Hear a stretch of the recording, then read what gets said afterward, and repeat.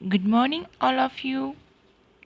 आज बघूया मूलभूत हक्क, मार्गदर्शक तत्त्वे, मूलभूत कर्तव्ये आणि संघराज्याची वैशिष्ट्ये यावरतीची टेस्ट. ओके, टेस्ट क्रमांक 2. फर्स्ट क्वेश्चन विचारला त्यांनी, मूलभूत हक्काबद्दल आपल्याला बिनचूक विधान सांगायचे. बरोबर विधान कोणतं? तर यामध्ये मूलभूत हक्कांमध्ये साध्या बहुमताने दुरुस्ती करता येते. तर साध्या बहुमताने करता येते का? नाही, हे रॉंग येतं. मूलभूत हक्कामध्ये बदल विशेष बहुमताने केला जातो आणि असा बदल मौलिक संरचनेच्या अधीन राहूनच करता येतो. सेकंड सेंटेन्स आहे, मूलभूत हक्क केवळ भारतीय नागरिकांनाच उपलब्ध आहेत. तर हे पण रॉंग येतं. मूलभूत हक्क भारतीय प्लस परकीय दोघांनाही उपलब्ध आहेत. काही हक्क केवळ भारतीयांना उपलब्ध आहेत, जसं की कलम 15, कलम 16, कलम 19, 29 आणि 30 फक्त भारतीयांसाठी उपलब्ध आहे. क सेंटेन्स काय म्हणते, बहुतेक मूलभूत हक्क राजांच्या मनमानी कृतीविरुद्ध उपलब्ध आहेत. तर हे बरोबर येतं. आणि काही मूलभूत हक्क खाजगी व्यक्तींच्या मनमानी कृतीविरुद्ध उपलब्ध आहेत. हे पण बरोबर आहे. काही मूलभूत हक्क राजांच्या मनमानी कृतीविरुद्ध आणि काही मूलभूत हक्क हे खाजगी व्यक्तींच्या मनमानी विरुद्ध आहेत. हे बरोबर येतं.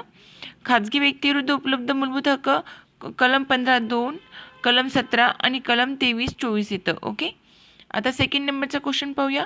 मूलभूत हक्कांच्या वैशिष्ट्याबद्दल योग्य विधान कोणतं विचारलं त्यांनी. तर याच्यामध्ये बघा, मूलभूत हक्क अनिर्बंध नसून सशर्त आहेत. बरोबर आहे. ओके, मूलभूत हक्क वादयोग्य आहेत. वादयोग्य म्हणजे न्यायप्रविष्ट आहेत का? हो आहेत. हे पण बरोबर येतं. फर्स्ट आणि सेकंड पण बरोबर आहे. थर्डमध्ये काय सांगितलं, आणीबाणीच्या काळामध्ये मूलभूत हक्क स्थगित करता येतात. तर स्थगित करता येतात का? नाही. आणीबाणीच्या काळामध्ये सर्व मूलभूत हक्क स्थगित होत नाहीत. ओके, कलम 358मध्ये 19 स्थगित होतं बाह्य आणीबाणी असताना. कलम 359 मधलं 32 स्थगित होतं आणि कलम 20 आणि 21 कोणत्याही परिस्थितीमध्ये निलंबित होत नाहीत. ओके, 20 आणि 21 हे कोणत्याही परिस्थितीमध्ये निलंबित होत नाहीत. ड सेंटेन्स काय म्हणते, विनाअट संसदेला मूलभूत हक्कांमध्ये दुरुस्ती करण्याचा अधिकार आहे. तर नाही आहे. त्याला अट असेल तरच हक्कामध्ये दुरुस्ती करता येते. त्यामुळे फक्त अ आणि ब बरोबर येतं, क आणि ड रॉंग येतं. मौलिक संरचना बदलता येणार नाही, ही अट संसदेला पाळावीच लागते आणि त्यामुळे ढ चुकीचं येतं. आता क्वेश्चन क्रमांक 3 बघूया. कलम 12 अंतर्गत राज्यसंस्थेच्या व्याख्यांमध्ये पुढीलपैकी कोणकोणत्या घटकांचा समावेश होतो. तर भारताचे शासन व संसद येतं. बरोबर आहे. घटक राज्य शासन व विधिमंडळ येतं. सर्व स्थानिक प्राधिकारी, ज्यावर सरकारी नियंत्रण आहे अशा सर्व संस्था आणि ज्याला सरकारचा वित्तपुरवठा प्राप्त आहे अशा पण संस्था येतात. त्यामध्ये 12 अंतर्गत भारताचे शासन व संसद, घटक राज्य शासन व विधिमंडळ, सर्व स्थानिक प्राधिकारी, ज्यावर सरकारी नियंत्रण आहे अशा सर्व संस्था, ज्याला सरकारचा वित्तपुरवठा प्राप्त आहे अशा सर्व संस्था, म्हणजे वरील सर्व आन्सर येतं यामध्ये. आता फोर्थ नंबरचा क्वेश्चन पाहूया. मूलभूत हक्कासंबंधी अचूक विधान सांगायचे. तर घटनेच्या भाग 3ला आपण भारतीय मॅग्ना कार्टा असे म्हणतो. बरोबर आहे. मूलभूत हक्कांना आपण काय म्हणतो? मॅग्ना कार्टा असे म्हणतो. आधुनिक जगामध्ये नागरिकांना मूलभूत अधिकार देणारा पहिला देश कोणता? इंग्लंड मानला जातो. जनतेला राज्यघटनेच्या माध्यमातून मूलभूत हक्क देणारा अमेरिका पहिला देश आहे. बरोबर. मूलभूत हक्कांवर अमेरिकन स्वातंत्र्य युद्ध व फ्रेंच राज्यक्रांती यांचा प्रभाव आहे. बरोबर आहे. वरील सर्वच बरोबर येतात. आता पाचवा क्वेश्चन बघूया. पाचव्यामध्ये बघा, घटनेमध्ये कुठेही न्यायिक पुनर्विलोकन या शब्दाचा उल्लेख नाही आहे. बरोबर आहे. कलम 13 आणि 226 उच्च न्यायालयाला न्यायिक पुनर्विलोकनाचा अधिकार स्पष्टपणे प्रदान करतात. बरोबर. 42वी घटनादुरुस्ती कायद्याने केंद्रीय कायद्याचे परीक्षण करण्यास उच्च न्यायालयांना प्रतिबंधित करण्यात आले आहे. हे पण बरोबर येतं. अ ब क बरोबर आहे. न्यायिक पुनर्विलोकनाअंतर्गत न्यायालयाचा निर्णय संसदेवर बंधनकारक आहे. तर ड चुकीचं येतं. न्यायिक पुनर्विलोकन अंतर्गतचा निर्णय संसदेवर बंधनकारक नसतो, कारण भारतीय घटनेमध्ये संसदीय सार्वभौमत्व आणि न्यायिक सर्वोच्चता यांचं संतुलन असतं. त्यामुळे ते बंधनकारक नसतं. म्हणजे अ ब क आपलं बरोबर येतं. 6वा क्वेश्चन बघू.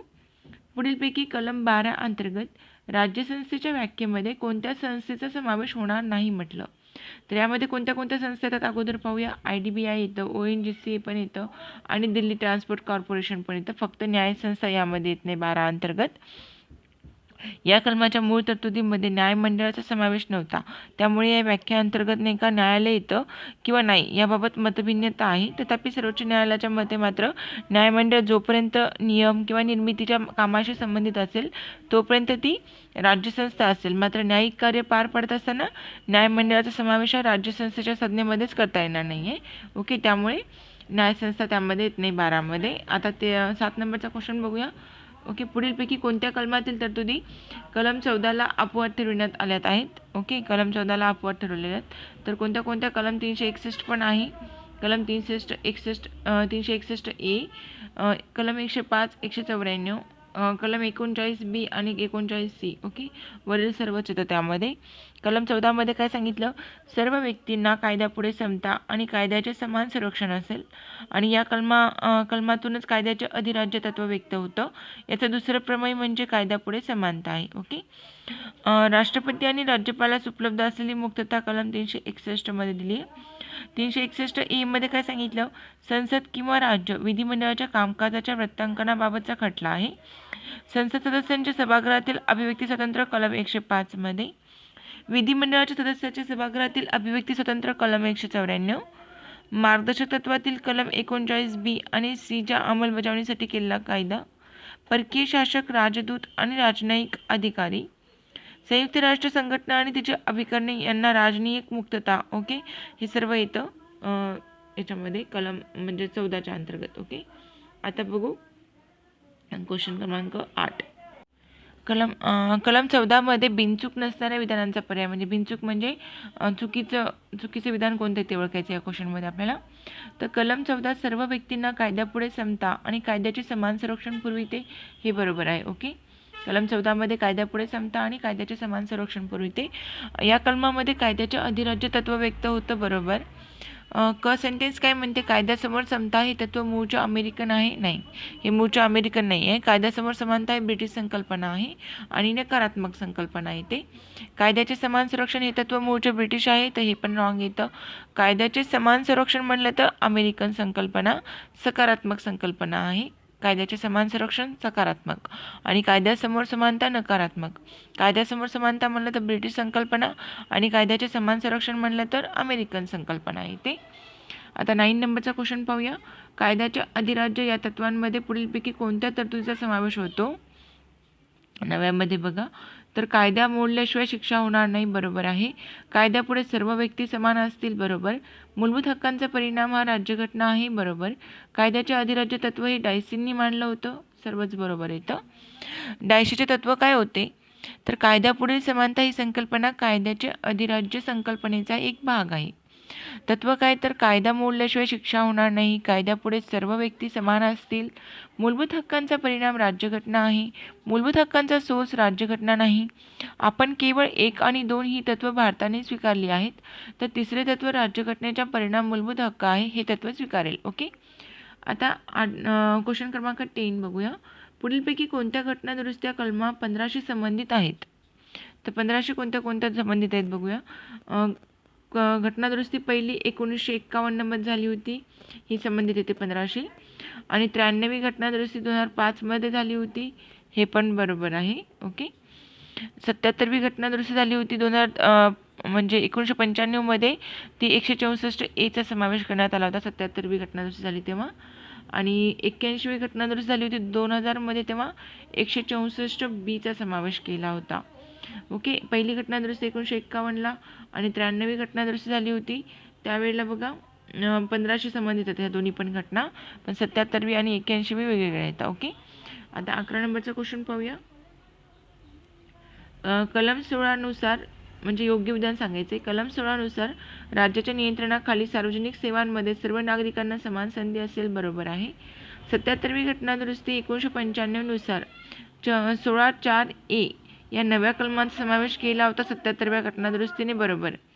81वी घटना दुरुस्ती 2000 नुसार 16(4) बी चा समावेश केला होता, बरोबर. 85वी घटना दुरुस्ती 2001 नुसार 16(4) ए चा नव्या बदलानुसार पुनर्स्थापित केलं होतं, वरील सर्वच बरोबर येतं यामध्ये. 12 नंबरचा क्वेश्चन पहा. कलम 18 संदर्भामध्ये बिनचूक विधान म्हणजे बरोबर विधान सांगायचे. तर राज्यसंस्था केवळ लष्करी विद्याविषयक प्रावीण्य दर्शवणारे किताब देऊ शकतं. किताब देऊ शकतं, हे बरोबर येतं. ओके. नागरिकांना कोणत्याही परकीय देशांकडून कोणताही किताब स्वीकारण्यास प्रतिबंध आहे, हे पण बरोबर येतं. परकीय व्यक्ती भारत सरकारच्या नियंत्रणाखाली लाभाचे पद उपभोगत असल्यास त्याला इतर देशांकडून कोणताही किताब स्वीकारता येणार नाही, हे रॉंग आहे. ओके. क चूक आहे, कारण काय तर कलम 18(3) अंतर्गत परकीय व्यक्ती भारत सरकारच्या नियंत्रणाखालील कोणतीही लाभाची वा विश्वासाचे पद धारण करत असल्यास राष्ट्रपतीच्या संमतीशिवाय तिला कोणत्याही परकीय देशाकडून कोणताही किताब स्वीकारता येणार नाही आहे, असं सांगितलं. त्यामुळे क चुकीचं येतं. किताब प्रदान करण्याची बंदी केवळ राज्यसंस्थेवर आहे, अन्य संस्थेवर नाही, हे बरोबर आहे. ओके. म्हणजे अ ब ड बरोबर, त्यात फक्त क रॉंग आहे. 13 नंबरचा क्वेश्चन पाहूया. सर्वोच्च न्यायालयाने पुढीलपैकी कोणत्या खटल्यामध्ये भारतरत्न, पद्मविभूषण, पद्मभूषण, पद्मश्री ही पारितोषिके घटनात्मकदृष्ट्या वैध आहेत असा निर्णय दिला होता? तर हा बघा, असा निर्णय बालाजी राघवन केस होती 1996 मध्ये. बालाजी राघवन केस 1996 मध्ये. तर तेव्हा नाही का सर्वोच्च न्यायालयाने पुढीलपैकी कोणत्या खटल्यामध्ये भारतरत्न, पद्मविभूषण, पद्मभूषण, पद्मश्री पारितोषिके घटनात्मकदृष्ट्या वैध आहेत असं सांगितलं होतं. आता कलम 19 मध्ये स्वातंत्र्याच्या हक्कांचा योग्य क्रम सांगायचा आपल्याला. तर बघा, याच्यामध्ये योग्य क्रम येतो. सर्वात अगोदर भाषण व अभिव्यक्ती स्वातंत्र्य 1 नंबरला येतं. नंतर बघा, शांततापूर्वक व निशस्त्र एकत्र जमणे 2 नंबरला येतं. नंतर सहकारी संस्था स्थापन करणे. ओके. नंतर भारतभर मुक्त संचाराचे स्वातंत्र्य 4 नंबरला. आणि भारतात कुठेही वास्तव्य करणे आणि स्थायिक होणे, हे जे 19 कलम आहे त्यामध्ये जे पोटकलम आहे तर बघा, त्याचा क्रम सांगितला तसाच आहे तो. तर सर्वात अगोदर काय करायचं, भाषण करायचं. भाषण केल्यानंतर काय होणार आहे, सगळेजण भाषण केल्यामुळे सगळे एकत्र जमलेत. ओके. शांततापूर्ण ते एकत्र जमलेत. मग नंतर आपण एकत्र जमल्यानंतर आपण काय केलं, सहकारी संस्था स्थापन केली. या ट्रिकनुसार आपण लक्षात ठेवू शकतो. एकत्र जमल्यावर आपण काय केलं, सहकारी संस्था स्थापन केली. आणि मग सहकारी संस्था स्थापन त्यातून मिळणाऱ्या पैशातून आपण भारतभर संचार केला. आणि भारतभर संचार केल्यानंतर आपल्याला एखादं ठिकाण आवडलं, त्या ठिकाणी आपण स्थायिक झालो. ओके. कुठेही वास्तव्य केलं. पहिल्यांदा भाषण केलं. भाषण केल्यानंतर शांततेपूर्वक सगळे एकत्र जमले. आणि एकत्र जमल्यानंतर आपण सर्वांनी सहकारी संस्था स्थापन केली. आणि त्यातून मिळाल्या पैशातून आपण भारतभर फिरलोत. भारतभर फिरल्यानंतर एखादं ठिकाण आवडल्यानंतर तिथं आपण स्थायिक झालोत. ओके. अशा प्रकारे हा क्रम लक्षात ठेवू शकतो. आता 15 नंबरचा क्वेश्चन बघा, काय विचारलं त्यांनी, भाषण व अभिव्यक्ती स्वातंत्र्यावर पुढीलपैकी कोणत्या कारणावरून पर्याप्त बंधने घालता येतील? तर भारताचे सार्वभौमत्व, एकात्मता बरोबर आहे. ओके. भारताचे सार्वभौमत्व आणि एकात्मता येतं. देशाची सुरक्षा व परदेशी राष्ट्रांचे मित्रत्वाचे संबंध, न्यायालयाचा अवमान आणि चारित्र्यहनन आणि गुन्ह्यास प्रोत्साहन, या सर्वच गोष्टी येतात त्यामध्ये. कलम 19(2) ते कलम 6 अंतर्गत उपरोक्त कलम 19(1) मधील विविध स्वातंत्र्यावरील निर्बंध नमूद केलेले आहेत. तर कोणते कोणते, तर बघा, 19(2) मध्ये भाषण व आविष्कार स्वातंत्र्यावर देशाचे सार्वभौमत्व व अखंडत्व होतं. 19(2) अंतर्गत काय, भाषण आणि आविष्कार स्वतंत्र आहे. तर देशाचे सार्वभौमत्व, अखंडत्व, राज्याची सुरक्षितता, परकीय राष्ट्राशी मित्रत्वाचे संबंध, सार्वजनिक सुव्यवस्था, सभ्यता व नैतिकता, न्यायालयाचा अवमान, बदनामी आणि गुन्ह्यास प्रवृत्त करणे या आधारे निर्बंध आहेत भाषण करण्यासाठी पण. 19(3) अंतर्गत शांततापूर्वक व निशस्त्र जमण्यावरती पण बंधन आहेत. देशाचे सार्वभौमत्व व अखंडत्व आणि सार्वजनिक सुव्यवस्था या आधारे निर्बंध आहेत. 19(4) अंतर्गत बघा, संस्था व संघ स्थापन करणे यावरती निर्बंध, देशाचे सार्वभौमत्व, अखंडत्व, सार्वजनिक सुव्यवस्था आणि नैतिकता या आधारे निर्बंध लावू शकतात. 19(5) अंतर्गत बघा, संचार व वास्तव्य स्वातंत्र्यावरती सामान्य लोकांचे हित आणि कोणत्याही अनुसूचित जमातीच्या हिताचे रक्षण या आधारे निर्बंध आहेत. आणि 19(6) अंतर्गत जे व्यवसाय स्वातंत्र्य दिलं त्यावरती सामान्य लोकांचे हित या आधारे निर्बंध घालण्यात आलेले आहेत. आता 16चं बघूया. सर्वोच्च न्यायालयाच्या मते कलम 19 पुढीलपैकी कोणत्या तरतुदीचा समावेश होतो 19 अंतर्गत? तर कोणत्या होतं बघा, व्यापारी जाहिरात करण्याचे स्वातंत्र्य आहे, बरोबर आहे. प्रेसचे स्पष्ट स्वातंत्र्य नाही आहे, प्रेसचे. माहितीचा अधिकार येतो आणि राजकीय बंद विरुद्ध बोलण्याचा अधिकार पण आहे. ब चुकीचा आहे, कारण का, तर प्रेसचे स्वातंत्र्य कलम 19 मध्ये स्पष्टपणे नमूद केलेले नाही आहे. आणि इतर हक्क, माहितीचा अधिकार, टेलिफोन टॅपिंग विरुद्ध हक्क ह्या गोष्टी आहेत त्यामध्ये. ओके. आता 17 नंबरचा क्वेश्चन बघूया.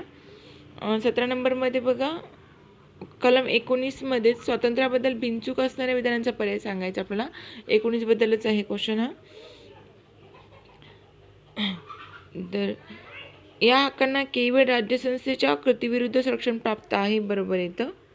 ओके. काही स्वातंत्र्याचे हक्क परकीय व्यक्ती यांना प्राप्त होत नाहीत. ओके, हे रॉंग आहे ब. कारण का तर स्वातंत्र्याचे हक्क केवळ भारतीय नागरिकांना उपभोगू शकतात, परकीय नाही. ओके, त्याच्यामुळे ब रॉंग येतं. स्वातंत्र्याचे हक्क केवळ भारतीय नागरिकच उपभोगू शकतात. स्वातंत्र्याचे हक्क खाजगी व्यक्तीविरुद्ध उपलब्ध नाही, तर बरोबर आहे. केवळ हक्क केवळ कंपनीच्या सभासदांना उपलब्ध आहेत, कंपनीसारख्या कायदेशीर व्यक्तीला नाही आहेत मात्र, म्हणून अकड फक्त ब रॉंग येतं. ओके, 18वा क्वेश्चन बघा. पुढीलपैकी घटनेतील कोणते असे मूलभूत हक्क आहे की जे राज्यसंस्थेच्या अनिर्बंध व्यवहारापासून जनतेचे संरक्षण करतात, पण त्याही पलीकडे जाऊन खाजगी व्यक्तीचा अनिर्बंध व्यवहारापासून संरक्षण देतात? तर कोणते कोणते? कलम 15(2) येतं त्यामध्ये, कलम 15(2) येतं, कलम 17 पण येतं, कलम 23 पण आहे, फक्त कलम 16 नाही. ओके, म्हणजे अ ब क येतं उत्तर. 19 नंबरचा क्वेश्चन बघूया. कोणतं विधान बिनचूक आहे? बरोबर आहे. तर प्रतिबंधात्मक स्थानबद्धता म्हणजेच खटला न भरता न्यायालयाने शिक्षा सुनावलेली नसतानाही व्यक्तीला स्थानबद्ध करणे बरोबर येतं. प्रतिबंधात्मक स्थानबद्धता म्हणजे खटला भरायची गरज नाही आहे. न्यायालयाने जर शिक्षा सुनावलेली नसेल तरी पण त्या व्यक्तीला आपण स्थानबद्ध करू शकतो. ओके, केवळ संशयावरून त्याला स्थानबद्ध करता येतं. अशा स्थानबद्धतेचा महत्तम कालावधी किती असतो? 3 महिन्याचा असतो. हे पण बरोबर आहे. प्रतिबंधात्मक स्थानबद्धता हा विषय केंद्र सूची आणि समवर्ती सूचीचा भाग आहे. बरोबर आहे. जगातील कोणत्याही देशाने भारताप्रमाणे स्थानबद्धता हा घटनेचा अविभाज्य भाग बनविलेला नाही, त्यामुळे सर्वच बरोबर येतं यामध्ये बघा. आता 20 नंबरचा क्वेश्चन बघा. पुढीलपैकी कोणते विधान हे बिनचूक नाही? ओके, बरोबर नाही म्हटलं. तर कलम 25 व्यक्तीच्या धार्मिक हक्कांचं संरक्षण प्रदान करतं. 25 बरोबर आहे, धार्मिक हक्कांना संरक्षण प्रदान करतं.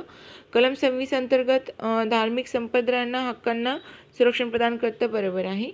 आणि धार्मिक संप्रदायाचे निकष घटनेने स्पष्ट केलेले आहेत नाही. ओके, फक्त क रॉंग येतं यामध्ये.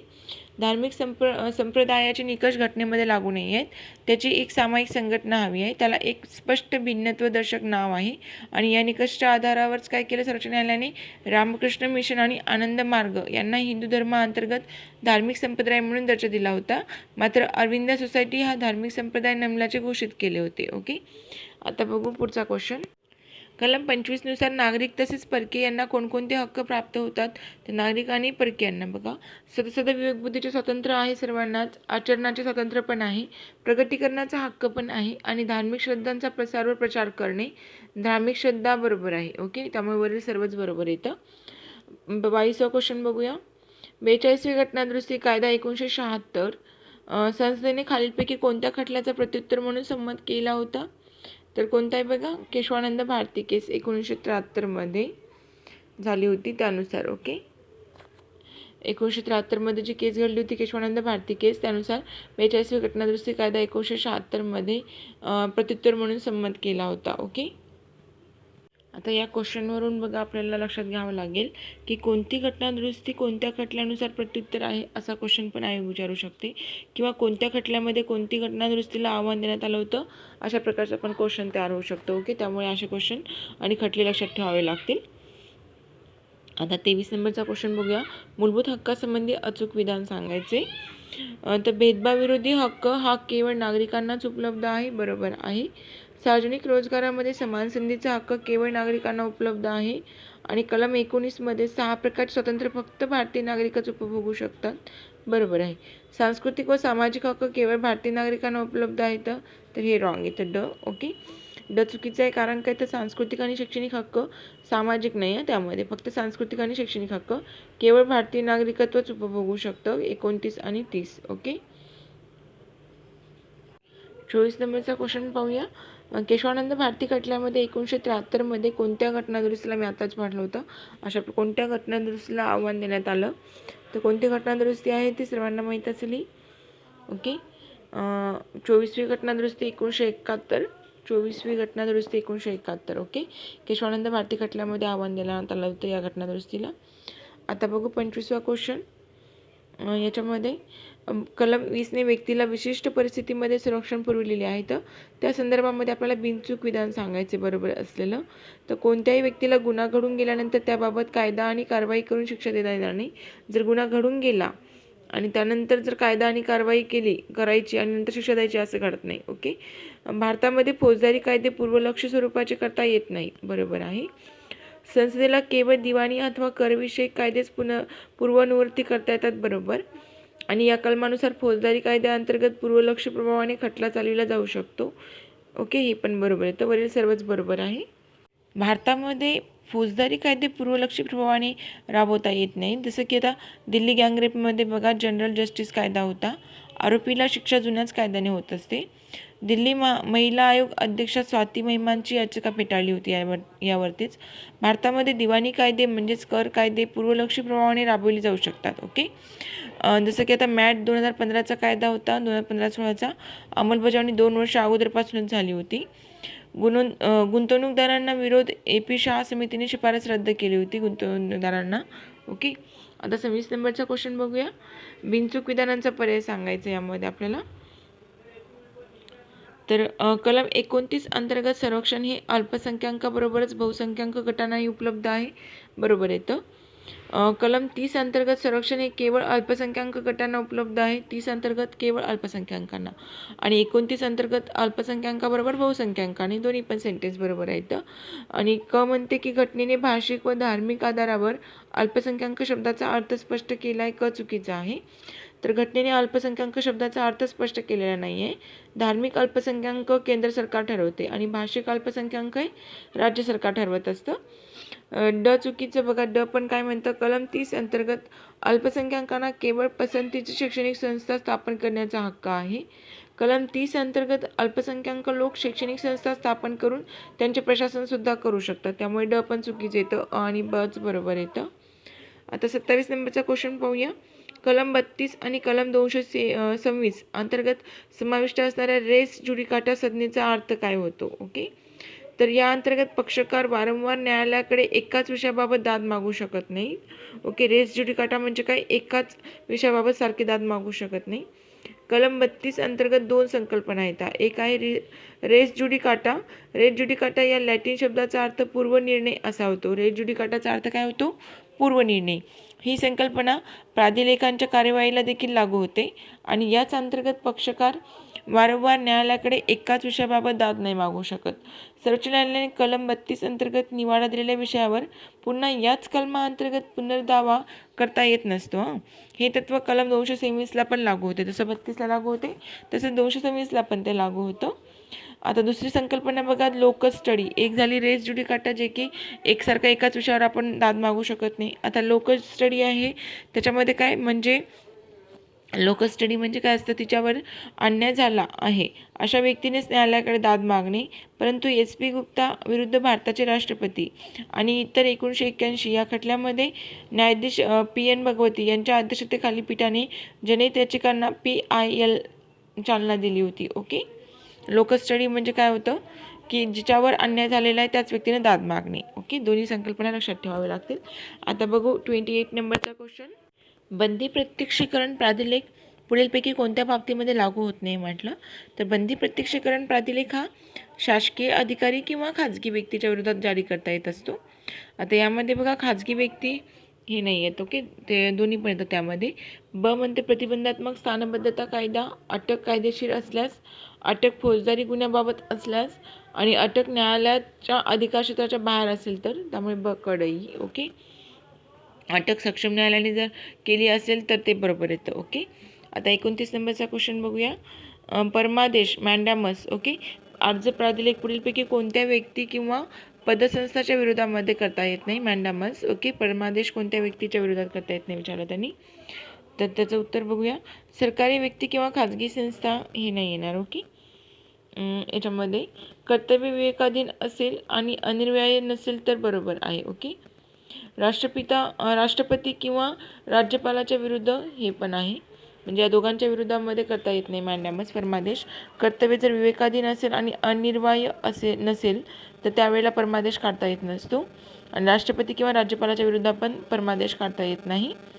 सरन्यायाधीश व उच्च न्यायालयाचे मुख्य न्यायाधीश हे बरोबर येतं. ओके, सरन्यायाधीश व उच्च न्यायालयाचे मुख्य न्यायाधीश परमादेश. ओके, सरकारी व्यक्ती किंवा खाजगी संस्था आणि सरन्यायाधीश व उच्च न्यायालयाचे मुख्य न्यायाधीश यांच्या विरुद्ध परमादेश काढता येतो. आता बघू 30 नंबरचा क्वेश्चन. याच्यामध्ये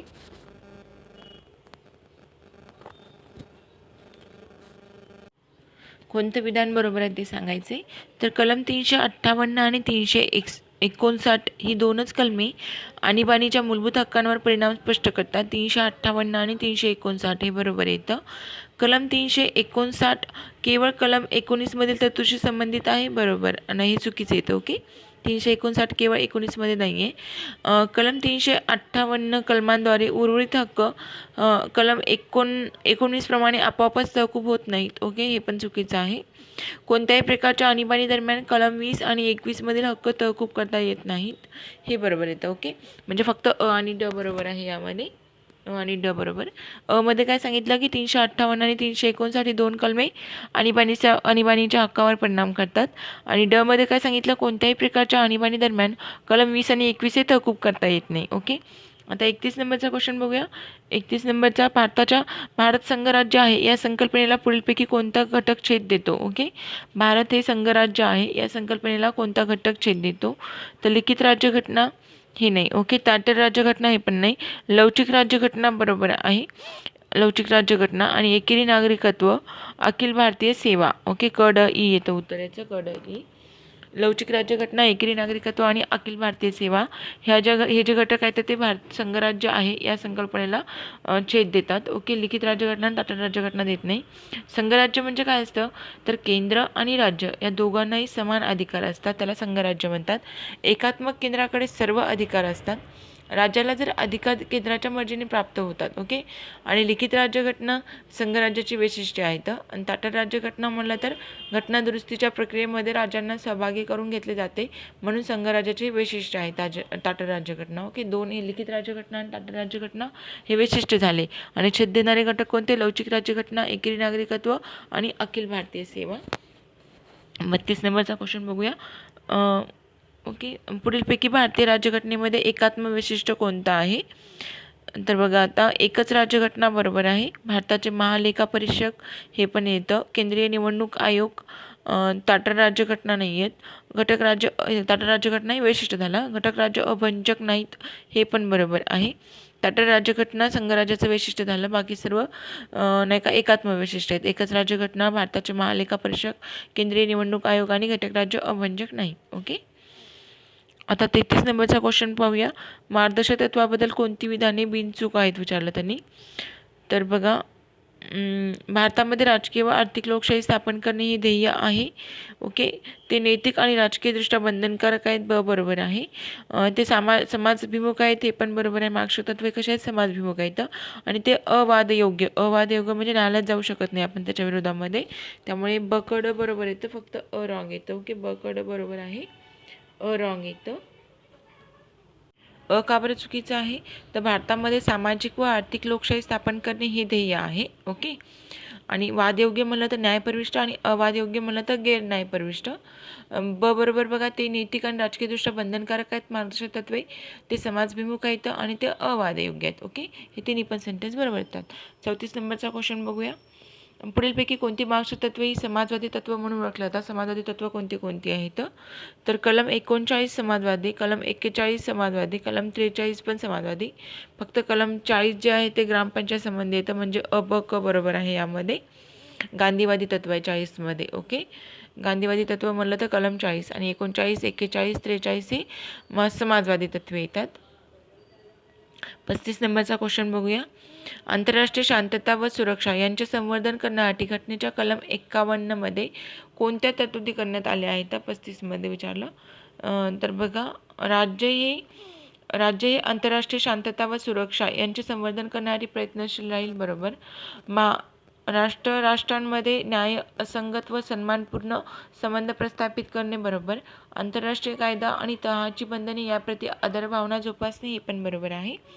आर्थिक अडचणीमध्ये देशांना वित्तीय मदत पुरविणे हे नाही आहे त्यामध्ये. ओके, अबकच बरोबर आहे. 36 नंबरचा क्वेश्चन बघू.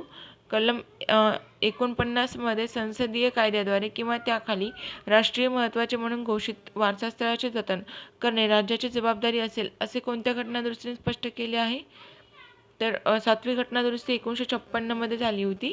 कलम 49 अंतर्गत संसदीय कायद्याद्वारे किंवा त्याखाली राष्ट्रीय महत्त्वाचे म्हणून घोषित वारसास्थळाचे जतन करणे. ओके, 7वी घटनादुरुस्ती 1956 मध्ये झाली होती त्यानुसार. ओके, मार्गदर्शक तत्वामध्ये आतापर्यंत किती घटना दुरुस्त्या करण्यात आल्यात? ओके, मार्गदर्शक तत्वामध्ये आतापर्यंत किती घटना दुरुस्त्या करण्यात आल्यात? तर आतापर्यंत बघा 5 वेळा घटना दुरुस्ती केली मार्गदर्शक तत्वामध्ये. कधी कधी 42वी घटना दुरुस्ती 1976 मध्ये झाली होती. 39A, 39F, 43A, 48A add करण्यात आलं होतं. 44व्या घटना दुरुस्ती 1978 मध्ये 38(2)चा समावेश केला. 86वी घटना दुरुस्ती 2002 मध्ये कलम 45 ची व्याख्या. 97वी घटना दुरुस्ती 43B आणि 7वी घटना दुरुस्ती 1956 मध्ये कलम 49 ची व्याख्या बदलली. 7व्या घटना दुरुस्तीने 49 ची व्याख्या बदलली. आता 39 बघू. 38वा क्वेश्चन सुरू आहे. भारतीय घटनेमध्ये मूलभूत कोणत्या तरतुदी पर्यावरणाच्या रक्षणासंबंधित आहेत? भारतीय घटनेमध्ये कोणत्या तरतुदी ह्या पर्यावरणाच्या रक्षणासंबंधी आहेत?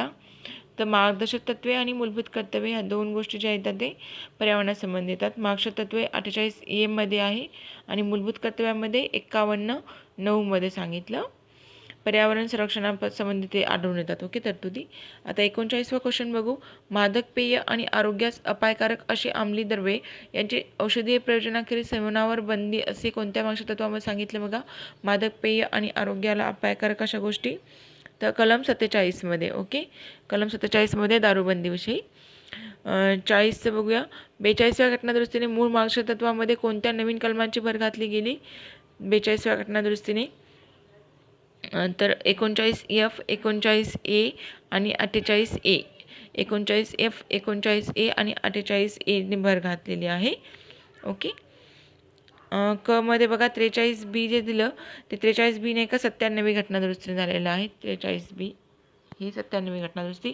बाकी 39F, 39A आणि 48A 42वी घटना दुरुस्ती आहे. 41वा क्वेश्चन बघूया. 86व्या घटना दुरुस्तीने घटनेच्या पुढीलपैकी कोणत्या तरतुदीमध्ये बदल केलेला आहे? तर त्याचं उत्तर येतं बघा. मार्गदर्शक तत्वे, मूलभूत हक्क आणि मूलभूत कर्तव्य या सर्वांमध्ये बदल झालेला आहे 86व्या घटना दुरुस्तीने. मार्गदर्शक तत्वामध्ये कलम 45 ची व्याख्या बदलली. मूलभूत हक्कामध्ये 21A मध्ये शिक्षण मूलभूत हक्क केला. मूलभूत कर्तव्यामध्ये 6 ते 14 वर्ष करण्यात आलं आणि 51A आणि 51K म्हणजे 51A हे 11 व मूलभूत कर्तव्य समाविष्ट करण्यात आलं होतं 86वी घटना दुरुस्ती 2002 मध्ये. आता 42वा क्वेश्चन बघूया. मार्गदर्शक तत्वामध्ये अचूक विधान सांगायचं आपल्याला. तर न्यायालयीन न्यायिक पुनर्विलोकनाच्या प्रभावी वापरासाठी उपयुक्त ठरत नाहीत. बरोबर आहे. मार्गदर्शक तत्वे न्यायालयांना न्यायिक पुनर्विलोकनासाठी प्रभावी वापरासाठी उपयुक्त ठरते. ही तत्वे प्रस्ताविकेतील तत्वांचे विस्तारण करतात. बरोबर. ही तत्वे नागरिकांच्या मूलभूत हक्कांना पूरक कार्य करतात आणि सरकारच्या कामकाजाचे परीक्षण करण्यासाठी पण उपयुक्त आहेत. वरील सर्वच बरोबर येतं. 43 मध्ये पुढीलपैकी कोणता भाग हा भाग 4च्या बाहेरील मार्गदर्शक तत्वे म्हणून ओळखला जात नाही? भाग 4च्या बाहेरील मार्गदर्शक तत्वे म्हणून ओळखला जात नाही. तर सेवा व पदे यावर अनुसूचित जाती व जमाती यांचे हक्क, प्राथमिक स्तरावर मातृभाषेतून शिक्षणाच्या सोयी, हिंदी भाषेच्या विकासासाठी आवश्यक उपाययोजना हे तिन्ही पण आहेत.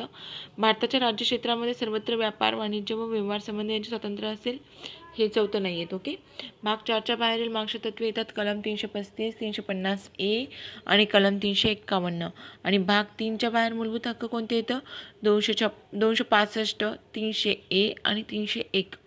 भाग 4च्या बाहेरील मार्गदर्शक तत्वे म्हणलं तर 335, 350A आणि 351. भाग 3च्या बाहेरील 265, 300A आणि 301 येतं.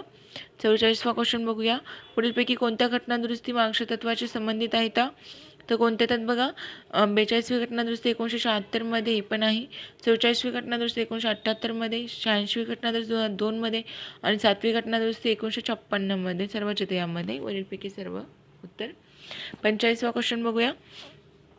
राज्य हे कामाची, न्याय व मानवी स्थिती निर्माण करण्यासाठी प्रसूतीविषयक सहाय्यासाठी तरतूद करते असे घटनेच्या कोणत्या मार्गदर्शक तत्वामध्ये नमूद केलेलं आहे? तर बघा याचं तर सेकंड नंबरचं उत्तर कलम 43. ओके, आता 46वा क्वेश्चन बघूया. खालीलपैकी विधान विचारात घ्यायचे, कोणतं बरोबर आहे? तर बिनचूक विधान सांगायचे. ओके, बरोबर नाही म्हणते, चुकीचे विधान सांगायचे. विधान काय सांगितलं? भारतीय घटनेच्या कलम 44 नुसार समान नागरी संहिता लागू करावी अशी अपेक्षा व्यक्त होते. बरोबर आहे. समान नागरी कायदा या विषयाचा उल्लेख स्पष्टपणे समावर्ती सूचीमध्ये आढळतो नाही, हे चुकीचे आहे. ओके, समान नागरी कायद्याचा उल्लेख स्पष्टपणे समवर्ती सूचीत नसून तो काही तरतुदीचा उल्लेख आढळतो. फक्त काही तरतुदी आहेत, जसं की मालमत्ता, विवाह, घटस्फोट अशा काहीच तरतुदी आहेत समवर्ती सूचीमध्ये, सगळ्या नाही आहेत. गोवा हे समान नागरी संहिता अवलंबणारे एकमेव राज्य. बरोबर. व्यक्तिगत कायद्यामध्ये मालमत्ता, विवाह, घटस्फोट, दत्तक विधान आणि वारसा यांचा समावेश होतो, हे पण बरोबर आहे. 47चं बघूया. अचूक विधानांचा पर्याय निवडा. 47चं एक येतं अ आणि ब. मूळ घटनेमध्ये मूलभूत कर्तव्यांचा समावेश करण्यात आला नव्हता. बरोबर. 1976च्या 42व्या घटनादुरुस्तीने 10 कर्तव्याची यादी घटनेमध्ये समाविष्ट करण्यात आली होती. ओके. ड चुकीचं आहे. ड मध्ये काय सांगितलं त्यांनी? 4 मध्ये 51 ए एकमेव कलम आहे, तर 4 ए मध्ये आहे 51. ओके. ड चूक आहे, कारण 4 ए मध्ये 51 ए आहे. ओके. मूलभूत कर्तव्याचा योग्य क्रम लावायला सांगितलं. भारताचे सार्वभौमत्व व एकता व एकात्मता ठेवणे हे पहिलाच येतं. ओके. संमिश्र संस्कृती जतन करणे नंतर हे बरोबर आहे, कारण हे नाही का संमिश्र संस्कृती 6 नंबरला येतं. विज्ञान दृष्टिकोन, मानवतावाद, शोधप्रवृत्ती यांचा विकास 8 नंबरला येतं. बरोबर आहे ते पण. हिंसाचाराचा निग्रहपूर्वक त्याग करणे. ओके. हे पण म्हणजे अ ब कडं तसाच क्रम दिला त्यांनी अ ब कडं. 49 बघू. स्त्रियांच्या प्रतिष्ठेला उणीपणा आणणाऱ्या प्रथांचा त्याग करावा असे कोणत्या घटनेमध्ये सांगितलेलं आहे? तर मूलभूत कर्तव्यामध्ये. ओके. मूलभूत कर्तव्यामध्ये सांगितलेलं आहे. मूलभूत कर्तव्य 51 ई मध्ये आहे ते. स्त्रियांच्या प्रतिष्ठेला उणीपणा आणणाऱ्या प्रथांचा त्याग करावा. आता 50वा क्वेश्चन बघूया. घटनेच्या कलम 39 नुसार राज्यसंस्थेला कोणत्या गोष्टी साध्य करण्याच्या दिशेने धोरण आखवायची आहेत? तर स्त्री व पुरुषांना उपजीविकेचे साधन मिळवण्याचा हक्क असावा. बरोबर. भौतिक संसाधनाचे मालक व नियंत्रण यांची विभागणी समाज हिताला उपकारक असावी. स्त्री व पुरुष दोघांनाही समान कामासाठी समान वेतन असावं, हे पण बरोबर येतं. उत्पन्नाची विषमता किमान पातळीवर आणणे हे चुकीचं येतं. ओके. ड चुकीचं आहे, कारण 38(2) मध्ये दिलेलं आहे ते. उत्पन्नाची विषमता किमान पातळीवर आणणे कलम 38(2) आहे. आणि 39 नुसार स्त्री व पुरुषांना उपजीविकेचे साधन भौतिक संसाधनाचे मालक व नियंत्रण यांची विभागणी, स्त्री व पुरुष दोघांनाही समान कामासाठी समान वेतन. ओके. मार्क्सच्या तत्वाबद्दल अचूक विधान सांगायचे. तर 1935च्या कायद्यातील सूचनांची 1935च्या कायद्यातील सूचनांची साधने याप्रमाणे आहेत. बरोबर आहे. 1935च्या कायद्यातील सूचनांची साधने. सर बी एन राव यांच्या सल्ल्यानुसार भाग 4 मध्ये गैर न्यायप्रविष्ट मार्क्सचे तत्व समाविष्ट केलं. बरोबर. भारताने आयरिश घटनेवरून तर आयरिश घटनेत स्पेनकडून स्वीकृत झालेला आहे. बरोबर आहे. 1928च्या नेहरू अहवालामध्ये स्पष्टपणे मार्क्सच्या तत्वाचा समावेश आढळतो. तर ड चुकीचे येतं बघा. 1928च्या नेहरू अहवालामध्ये भारतासाठी स्वराज्य घटनेची तरतूद होती. त्यामध्ये काहीच मूलभूत हक्क समाविष्ट होते, जसं की प्राथमिक शिक्षणाचा हक्क, परंतु मार्क्सच्या तत्वाचा उल्लेख आढळत नाही त्यामध्ये. म्हणजे कोणते कोणते राईट आहेत? 1935च्या कायद्यामध्ये सूचनांची साधने आहेत. सर बी एन राव यांच्या सल्ल्यानुसार भाग 4 मध्ये गैर न्यायप्रविष्ट मार्क्सचे तत्व ॲड केलं होतं आणि भारताने आयरिश घटनेवरून घेतले मार्क्सचे तत्वे. आता 52वा क्वेश्चन बघू. मूलभूत कर्तव्याबद्दलचं विधान सांगायचे. बरोबर विधान आपल्याला. तर काही नैतिक कर्तव्य आहेत, तर काही नागरिक कर्तव्य आहेत. बरोबर आहे. ही कर्तव्य भारतीय जीवन पद्धतीचा अविभाज्य घटक असल्याच्या मूल्याचे प्रतीक आहे, हे पण बरोबर येतं. ओके. आणि कर्तव्य नागरिकांना तसेच परकीयांना उपलब्ध आहेत. तर मूलभूत कर्तव्य फक्त नागरिकांना उपलब्ध आहेत, तर परकीयांना नाहीत. संसद एखाद्या कायद्याद्वारे त्यांची अंमलबजावणी करू शकते, हे पण बरोबर आहे. फक्त क चुकीचं आहे. 53वा क्वेश्चन बघूया. मूलभूत कर्तव्यांचे महत्त्व विशद करणारी तरतूदबद्दल बिनचूक नसणारे विधान पर्याय निवडा म्हणते. 53. तर यामध्ये बघा, एखाद्या कायद्याची घटनात्मक वैधता तपासण्यासाठी न्यायालय आधार घेऊ शकतं, हे बरोबर येतं. ओके. राष्ट्रीय उद्दिष्टांच्या पूर्ततेसाठी प्रक्रियेमध्ये नागरिकांची सक्रिय भूमिका आहे, हे कर्तव्यातून प्रतीत होतं. बरोबर आहे. आणि क म्हणते की राष्ट्रविरोधी धर्मविरोधी कृत्य करण्याविरुद्ध ही कर्तव्य ताकीद देतात नाही, फक्त क चुकीचं येतं. मूलभूत कर्तव्य नागरिकांना राष्ट्रध्वज जाळणे, सार्वजनिक मालमत्तेची नासधूस करणे यासारख्या राष्ट्रविरोधी व समाजविरोधी कृत्य करण्याविरुद्ध ताकीद देतात, ते राष्ट्रविरोधी किंवा धर्माविरोधी नाही. ओके. त्यामुळे क चुकीचं येतं. 54 बघू. मूलभूत कर्तव्याबद्दल अचूक विधान पर्याय निवडा. तर यामध्ये बघू, अमेरिका, कॅनडा, फ्रान्स, जर्मनी अशा लोकशाही असणाऱ्या राष्ट्रांच्या घटनेतून मूलभूत कर्तव्यांची नोंद नाही आहे. बरोबर. Vietnam, Netherland, Japan, Soviet Russia केवळ या देशांना घटनेच्या कर्तव्याची नोंद आहे. बरोबर येतं. केवळ समाजवादी राष्ट्रांनीच मूलभूत हक्क आणि मूलभूत कर्तव्यांना समान महत्त्व दिलेले आहेत. बरोबर आहे. सरदार स्वर्ण समितीच्या शिफारशीवरून घटनेमध्ये 11 कर्तव्याची भर घालण्यात आली. चुकीचे आहे. तर कारण स्वर्ण समितीच्या शिफारशीवरून फक्त 10 मूलभूत कर्तव्य ॲड केले होते. 11 कर्तव्य हे 86व्या घटनादुरुस्तीने ॲड करण्यात आलं होतं. 55वा क्वेश्चन पाहूया. न्यायमूर्ती वर्मा समितीबद्दलचं अचूक विधान सांगायचे. तर बघा, मूलभूत कर्तव्यांच्या अंमलबजावणी संदर्भामध्ये व्यूहनीती आखण्यासाठी स्थापना केली गेली. बरोबर. या समितीची स्थापना कधी झाली होती? न्यायमूर्ती वर्मा समितीची 21 जुलै 1998ला. समितीचे अध्यक्ष माजी सरन्यायाधीश आणि तत्कालीन राष्ट्रीय मानवी हक्क आयोगाचे अध्यक्ष होते. बरोबर आहे. समितीने ऑक्टोबर 1919मध्ये अहवाल सादर केला नाही, 1999मध्ये केला होता. ओके, 1999ला वर्मा समितीने. त्यामुळे चुकीचे, म्हणजे बरोबर येतो यामध्ये. चुकीचं आहे. अशा प्रकारे आपण second test series total cover केली आहे. Okay, thank you friends.